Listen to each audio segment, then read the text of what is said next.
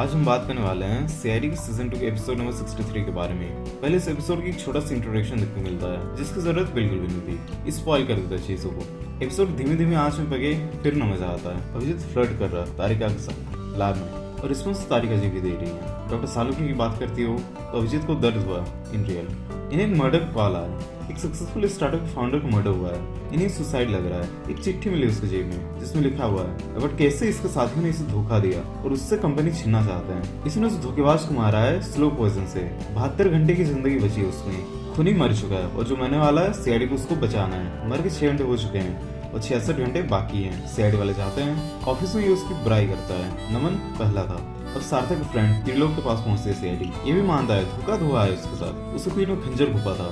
सब दूसरे का नाम ले रहे हैं। रमन ने सार्थक के दोस्त त्रिलोक का नाम लिया। त्रिलोक ने सार्थक के चाचा का नाम लिया मुकुंद। ये भी कहता है उसने तीर तो चलाया पर मुझ पर नहीं। इसे कॉन्फिडेंस है इसके ब्लड में कुछ नहीं निकलेगा। रमन और त्रिलोक की रिपोर्ट में सब नेगेटिव है। प्रंजलि टेस्ट होना बाकी है। सब कहते हैं धोखा धुआ उसके साथ पर मैंने धोखा नहीं किया। It's like wifi connected but no internet. Mukund का केस यहाँ पे सबसे अजीब है। उसके ब्लड में कैंसर सेल्स पाए गए हैं जो इरिवर्सिबल हैं।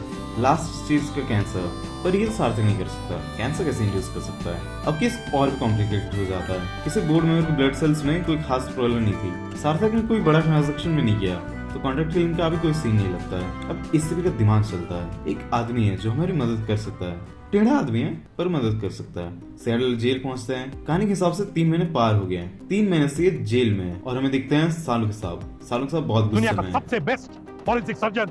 ये सच है। तगड़ी बहस होती है। यहाँ ब्लास्ट तो होता है इनके बीच पर एक इंटरेस्टिंग बात भी होता है। सालुक साहब कहते हैं अगर मैं गुनहगार हूँ ना प्रद्युमन तुम भी बराबर के गुनहगार हो। ये तुम्हारे साइड के ऑफिसर्स भी उतने ही गुनहगार हैं। ये क्यों कहा सालुकी ने। देखते हैं अगर इसका खुलासा होता है तो। इसमें साहब फाइल छोड़ के आते हैं पर अभिजीत वहीं खड़ा रहता है। सालुक साहब अभी इमोशनल होकर कहता है कि चलो 3 महीने में सिर्फ एक बार मिलने आए हो वो भी आज जब मतलब पड़ा है। तुम भी इसी की तरफ बदल गए हो मतलब भी हो गए हो। वक्त ने सब बदल दिया है। अभिजीत कहता है इसे सबको लगता है कि आपसे बेहतर दूसरा कोई फोरेंसिक एक्सपर्ट नहीं है। सालुक पूछता है मैं क्यों मदद करूं तुम्हारी। बात तो सही है। हमें पता चलता है कि रमन कॉल किया सार्थक ने गाली देने के लिए। अब सालुक अभिजीत को ही मैनिपुलेट करने लगा। इसी के खिलाफ सार्थक के साथ खेला हुआ था। रमन नहीं खेला था। सार्थक कंपनी में शेयर 33% थे। रमन उसे 0.3% मिलेगा पर ये सार्थक से मिला नहीं। पॉइजन से दिया कैसे मतलब नहीं दिया। अभिजीत अभी ईसवी की बुराई करता है सालुकी के साथ और सालुकी बड़ा चढ़ा के तारीफ करता है। अभिजीत कहता है ईसवी साहब से आप जिस सालुकी साहब से मिलकर आए हैं वो ये केस सॉल्व कर ही नहीं सकता। बातों बातों में अभिजीत फंसाता है डॉक्टर सालुकी को और धरता है उसका गला क्योंकि सालुकी ये चीज़ों को गलत बता रहा था। मतलब इसके पास कोई असली इन्फो नहीं थी। अब हमें पता चलता है इस सालुकी है ही नहीं। माँ का संतुष्ट। इसका सीधा मतलब ये है कि डॉक्टर सालुकी गायब है और इतने टाइम से किसी ने उनकी जगह ले रखी थी।